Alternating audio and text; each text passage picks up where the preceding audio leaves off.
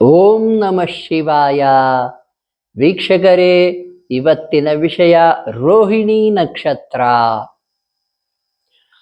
ನೋಡಿ, 27 ನಕ್ಷತ್ರಗಳಿದ್ದಾವೆ. 27 ನಕ್ಷತ್ರಗಳಲ್ಲಿ ರೋಹಿಣಿ ನಕ್ಷತ್ರದಲ್ಲಿ ಯಾಕೆ ನೀವು ಹುಟ್ಟಿದ್ರಿ? ನೋಡಿ, ಹಿಂದಿನ ಜನ್ಮದ ಕರ್ಮ ಏನಿರುತ್ತೆ, ರೋಹಿಣಿ ನಕ್ಷತ್ರ ಏನನ್ನು ಸೂಚಿಸ್ತದೆ ಅಂದ್ರೆ ಈ ವಿಡಿಯೋವನ್ನು ಪೂರ್ತಿ ನೋಡಿ. ಯಾರ್ಯಾರು ರೋಹಿಣಿ ನಕ್ಷತ್ರ ಇದ್ದಾರೋ ಅವರಿಗೆಲ್ಲರಿಗೂ, ನಿಮ್ಮ ಪರಿಚಯದವರಿಗೆ ಇದನ್ನ ಶೇರ್ ಮಾಡಿ. ನೋಡಿ, ರೋಹಿಣಿ ನಕ್ಷತ್ರ ಬಂದ್ಬಿಟ್ಟು ಚಂದ್ರನ ನಕ್ಷತ್ರ. ಮೊದಲು ವಿಶೇಷತೆ ತಿಳಿಸ್ಬಿಡ್ತೀನಿ. ರೋಹಿಣಿ ನಕ್ಷತ್ರ ಋಷಭ ರಾಶಿಯಲ್ಲಿ ಬರ್ತದೆ. ಋಷಭ ರಾಶಿಯಲ್ಲಿ ಯಾರೇ ಹುಟ್ಟಿದ್ರು ಕೂಡ ಅವ್ರಿಗೆ ಚಂದ್ರ ತುಂಬಾ ಸ್ಟ್ರಾಂಗ್ ಆಗಿರ್ತಾನೆ. ಚಂದ್ರ ತುಂಬಾ ಸ್ಟ್ರಾಂಗ್ ಆಗಿರ್ತಾನೆ. ವೃಶ್ಚಿಕ ರಾಶಿಯಲ್ಲಿ ಹುಟ್ಟಿದವರಿಗೆ ಚಂದ್ರನ ಶಕ್ತಿ ತುಂಬಾ ಕಡಿಮೆ ಇರುತ್ತೆ. ವೃಷಭ ರಾಶಿಯಲ್ಲಿ ಹುಟ್ಟಿದವರಿಗೆ ಚಂದ್ರನ ಶಕ್ತಿ ತುಂಬಾ ತುಂಬಾ ಹೆಚ್ಚಾಗಿರುತ್ತೆ. ಅಂದ್ರೆ ಇವರು ಪರಿವಾರಕ್ಕೆ, ಅಂದ್ರೆ ಇವರು ತಮ್ಮ ಕುಟುಂಬಕ್ಕೆ ತುಂಬಾ ಸರ್ವಿಸ್ ಮಾಡ್ತಾರೆ.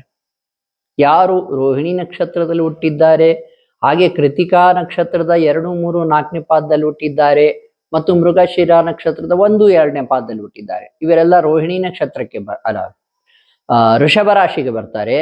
ಇವರೆಲ್ಲರೂ ಕೂಡ ಪರಿವಾರಕ್ಕಾಗಿ ಹೆಚ್ಚು ಸರ್ವಿಸ್ ಮಾಡ್ತಾರೆ, ಸೇವೆ ಸಲ್ಲಿಸ್ತಾರೆ, ಮತ್ತು ಪರಿವಾರ ತುಂಬಾ ಇಂಪಾರ್ಟೆಂಟ್ ಅಂತ ಅನ್ಕೊಂಡಿರ್ತಾರೆ. ಇದು ಅವರ ಒಂದು ಶಕ್ತಿ. ಮೊದಲು ಚಂದ್ರ ತುಂಬಾ ಸ್ಟ್ರಾಂಗ್ ಆಗಿರ್ತಾನೆ ರೋಹಿಣಿ ನಕ್ಷತ್ರದಲ್ಲಿ ಹುಟ್ಟಿದವರಿಗೆ. ಇನ್ನು ಪರಿವಾರಕ್ಕಾಗಿ ಇವರು ತುಂಬಾ ಹೋರಾಡ್ತಾರೆ, ತುಂಬಾ ತಮ್ಮ ಕೆಲಸ ಮಾಡ್ತಾರೆ. ಪರಿವಾರದ ಯಶಸ್ಸು ಇವರಿಗೆ ತುಂಬಾ ಇಂಪಾರ್ಟೆಂಟ್ ಆಗಿರುತ್ತೆ. ಇನ್ನು ರೋಹಿಣಿ ನಕ್ಷತ್ರದಲ್ಲಿ ಯಾಕೆ ಹುಟ್ಟಿದ್ರಿ ಅನ್ನೋದಾದ್ರೆ, ನೋಡಿ, ಒಂದು ಕರ್ಮವನ್ನ ಸೂಚಿಸುತ್ತೆ. ಯಾವ ಕರ್ಮಪ್ಪ ಅಂದ್ರೆ, ಹಿಂದಿನ ಜನ್ಮದಲ್ಲಿ ನೀವು ತಾಯಿಗೆ ಸೇವೆ ಮಾಡಿರಲ್ಲ. ನೋಡಿ, ತಾಯಿಯ ಋಣ ತೀರಿಸಿಲ್ಲ ನೀವು. ಹಿಂದಿನ ಜನ್ಮದಲ್ಲಿ ತಾಯಿಯ ಸೇವೆಯಲ್ಲಿ ಸ್ವಲ್ಪ ಕಡಿಮೆ ಆಗಿರುತ್ತೆ, ಅಲ್ಲಿ ಸ್ವಲ್ಪ ಅನ್ಯಾಯ ಆಗಿರುತ್ತೆ, ಸ್ವಲ್ಪ ಅಲ್ಲಿ ಒಂದು ದೋಷವನ್ನು ಹೊತ್ತು ತಂದಿರ್ತೀರಾ. ಹಾಗಾದ್ರೆ ಏನು ಮಾಡ್ಬೇಕೀಗ ಅಂದ್ರೆ, ನೋಡಿ, ಜೀವನ ಪೂರ್ತಿ ತಾಯಿಯನ್ನ ತುಂಬಾ ಚೆನ್ನಾಗಿ ನೋಡ್ಕೊಳ್ಳಿ. ತಾಯಿಯನ್ನ ತುಂಬಾ ಚೆನ್ನಾಗಿ ನೋಡ್ಕೊಳ್ಳಿ. ಆ ದೋಷ, ಆ ಕರ್ಮ ಪರಿಹಾರ ಆಗ್ತದೆ. ನೋಡಿ, ರೋಹಿಣಿ ನಕ್ಷತ್ರದವರು ಚಂದ್ರನೇ ಅಧಿಪತಿಯಾಗಿರ್ತಾನೆ, ಆದರೂ ಕೂಡ ಒಂದು ಕರ್ಮ ಸೂಚಿಸ್ತದೆ, ತಾಯಿಯ ಸೇವೆ ಮಾಡಿಲ್ಲ ಅಂತಂದೇಳಿ. ಇದು ಜ್ಯೋತಿಷ್ಯ ಶಾಸ್ತ್ರದ ಮಹಾ ಆಳಕ್ಕೆ ಹೋದ್ರೆ ಈ ವಿಷಯ ತಿಳಿತದೆ. ನಮ್ಮ ಗುರುಗಳಾದ ಶ್ರೀ ಹನುಮಂತರಾವ್ ಕುಲಕರ್ಣಿ ಸರ್ ಅವರು ಈ ವಿಷಯವನ್ನು ತಿಳಿಸಿದ್ದಾರೆ. ನಾನು ನಿಮಗೆ ತಿಳಿಸ್ತಾ ಇದ್ದೇನೆ. ನೋಡಿ, ಈ ಜನ್ಮದಲ್ಲಿ ತಾಯಿಯ ಮನಸ್ಸು ನೋಯಿಸಬೇಡಿ. ತಾಯಿಗೆ ಸೇವೆ ಮಾಡಿ, ದುಡ್ಡಿನ ವಿಷಯವಲ್ಲ.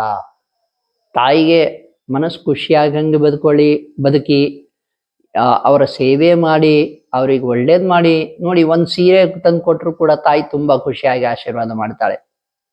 ತಾಯಿ ನೋಡಿ, ಜಗತ್ತಿನಲ್ಲಿ ತಾಯಿಗಿನ ದೊಡ್ಡದು ಯಾವುದೂ ಇಲ್ಲ. ಮಾತೃದೇವೋ ಭವ.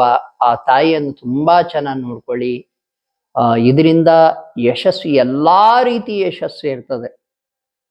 ಚಂದ್ರ ಚೆನ್ನಾಗಾಗ್ತಾನೆ, ಚಂದ್ರ ಒಳ್ಳೇದು ಮಾಡ್ತಾನೆ. ಈ ರೋಹಿಣಿ ನಕ್ಷತ್ರದವರ ಕರ್ಮ ಕೂಡ ಕಳೀತದೆ. ಈ ಸಣ್ಣ ಸಣ್ಣ ಕೆಲಸಗಳನ್ನು ಮಾಡೋದ್ರಿಂದ ದೊಡ್ಡ ದೊಡ್ಡ ಬದಲಾವಣೆಗಳಾಗ್ಬಿಡುತ್ತವೆ. ಭಗವಂತನ ಮಹಾ ಆಶೀರ್ವಾದ ಸಿಗ್ತದೆ. ಚಂದ್ರಗ್ರಹ ಒಳ್ಳೇದು ಮಾಡ್ಲಿಕ್ಕೆ ಸ್ಟಾರ್ಟ್ ಮಾಡ್ತದೆ.